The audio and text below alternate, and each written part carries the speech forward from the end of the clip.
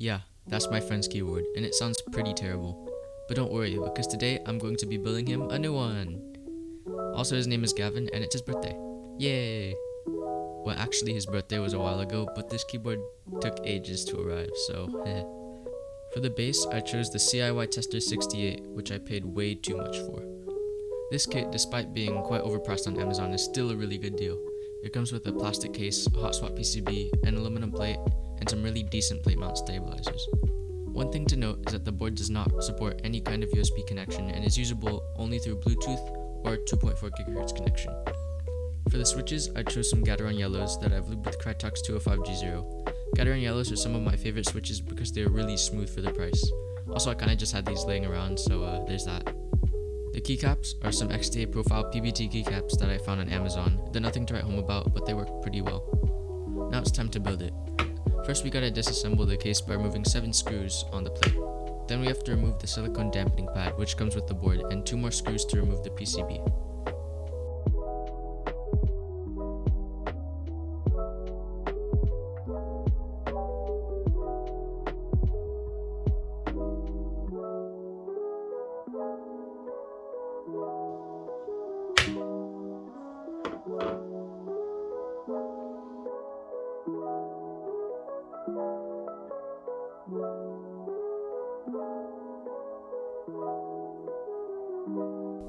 This board comes with some foam pre-installed in the case, but I'm going to be adding some polyfill to the case just to remove any more hollowness.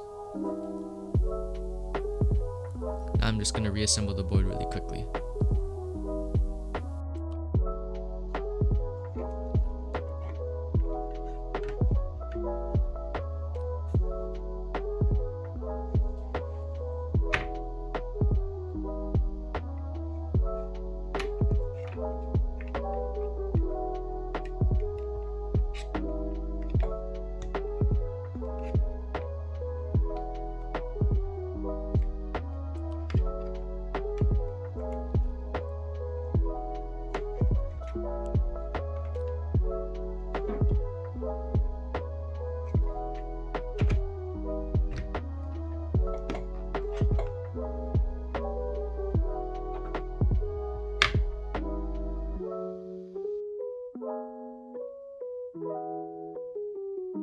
Next, I'm going to work on the stabilizers. These stabs don't come pre-lubed, so I'm just going to do it myself.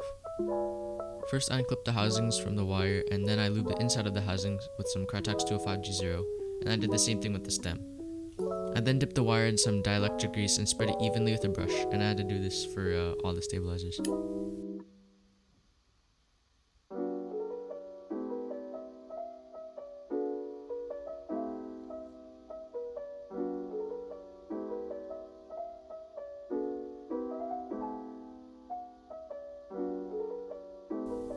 Next, I lube the switches by disassembling them and lubing the bottom housing and stem with Crytox 205G0. Because I'm lazy, I bag lubed the springs with some super lube, and then I reassembled the switches.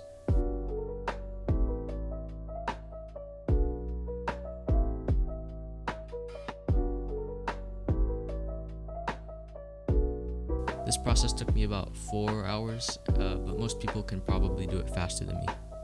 Finally, I could put this board together. I'm just gonna drop in these switches and these keycaps. And there you have it. This is the final product. I think it turned out really well and Gavin is going to really like it. This is definitely the deepest and thockiest sounding board I've ever built. And if you don't believe me, here's the sound test.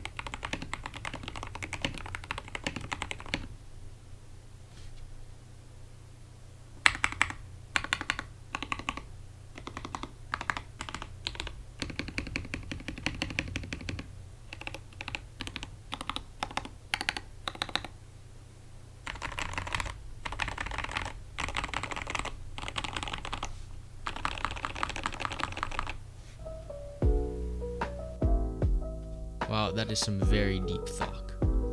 If you've made it to the end of the video, then you are very cool.